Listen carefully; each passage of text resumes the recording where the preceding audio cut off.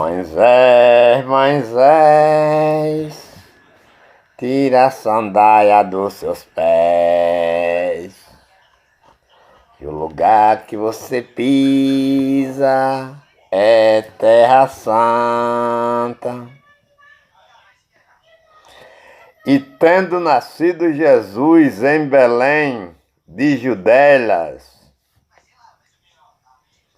no tempo do rei Herodes, eis que uns magos vieram do Oriente a Jerusalém, dizendo: onde está aquele que é nascido rei dos judeus?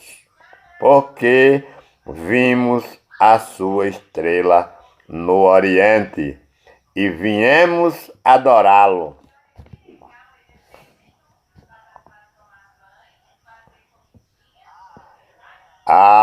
Quando eu digo que não tem pregadores no Brasil da palavra de Deus, não tem pregadores, não tem pastor, não tem bispo, não tem apóstolo, não tem missionário que pertence a Deus, todos estão comendo e bebendo, enganando e mentindo para manter uma grande mentira estabelecida no meio do povo, para que eles ajuntem multidões, para que multidões se prostrem a eles e não a Deus, porque aqui diz que os magos vão à procura dos reis dos judeus, de um rei dos judeus que não tem nada a ver com tribo de Levi, se ele é rei de judeus, porque ele nasceu do povo do judeu, ele faz parte daquele pessoal,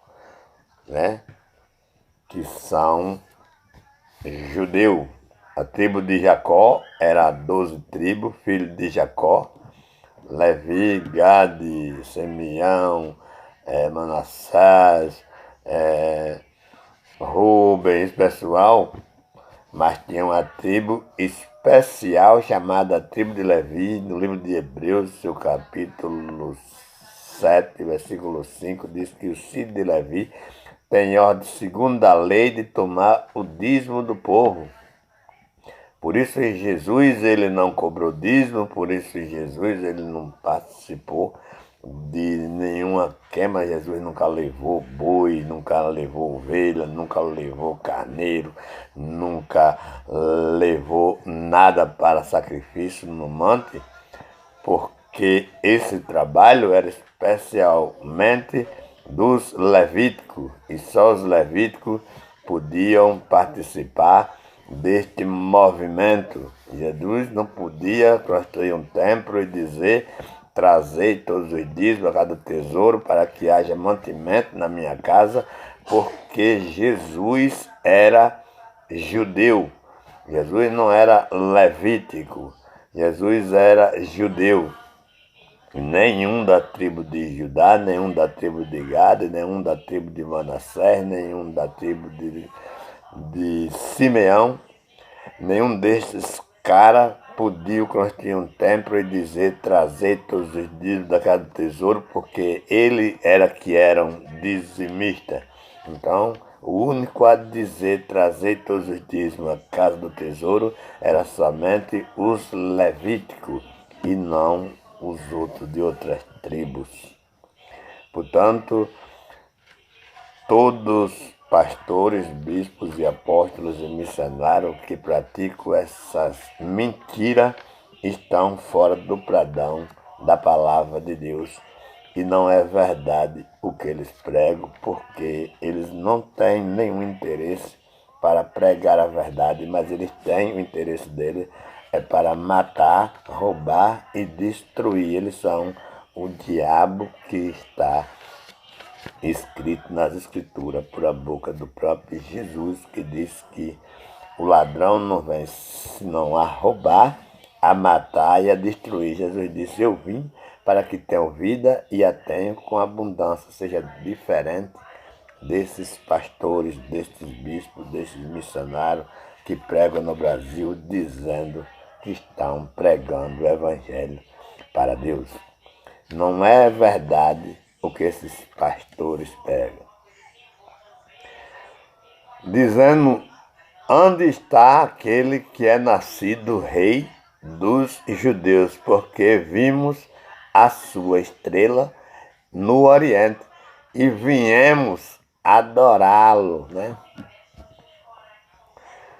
O rei Herodes, ouvindo isto, perturbou-se e toda a Jerusalém com ele, e congregados todos os príncipes dos sacerdotes e os escribas do povo, perguntou-lhe onde havia de nascer o Cristo. E eles lhe disseram, em Belém da Judéia, porque assim está escrito pelo profeta. Não é conversa de pensamento de pessoas. O que eles estavam ensinando para o Herodes ali e dizendo para o Herodes ali era palavra que estava escrita há milhares e milhares de anos que isso aconteceria e que não tinha nada a ver com o homem, que não tinha nada a ver com nenhuma revelação, que não tinha nada a ver com nenhum profeta ou falso profeta. Essa palavra já estava escrita por boca dos antigos. Aí diz aqui, a palavra que estava escrita era assim: Tu, Belém, terra de Judá, de modo nenhum és a menor entre as capitais de Judá, porque de ti sairá o guia que há de apacentar o meu povo de Israel. O povo de Israel era o único povo conhecido como o povo de Deus. Portanto, algumas escrituras na Bíblia Sagrada diz que Deus não habitaria em outro lugar. Nenhum outro povo Deus podia habitar, mas somente ali, naquele povo chamado povo de Israel, naquele povo resgatado do Egito por Moisés, naquele povo que permaneceu e ali foram contemplados com terras e viraram roceiros para manter ali o resto do povo pelo mandado do Deus Altíssimo. O 7 diz, então Herodes, chamando secretamente os magos, inquiriu exatamente dele acerca do tempo em que a escritura, né? Em que a estrela, né, lhe aparecera. E enviando-os a Belém, disse, ide e perguntai diligentemente pelo menino. E quando o achardes, participai-mo, para que também eu vá e adore.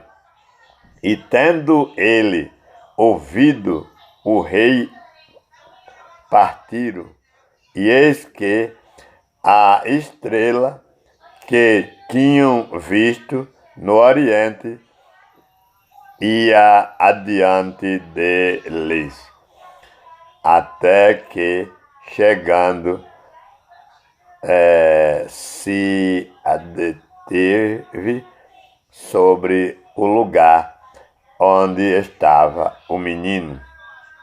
E vendo eles a estrela, alegraram-se muito com grande alegria, né? Isso é a palavra do Senhor que está escrita na Bíblia Sagrada.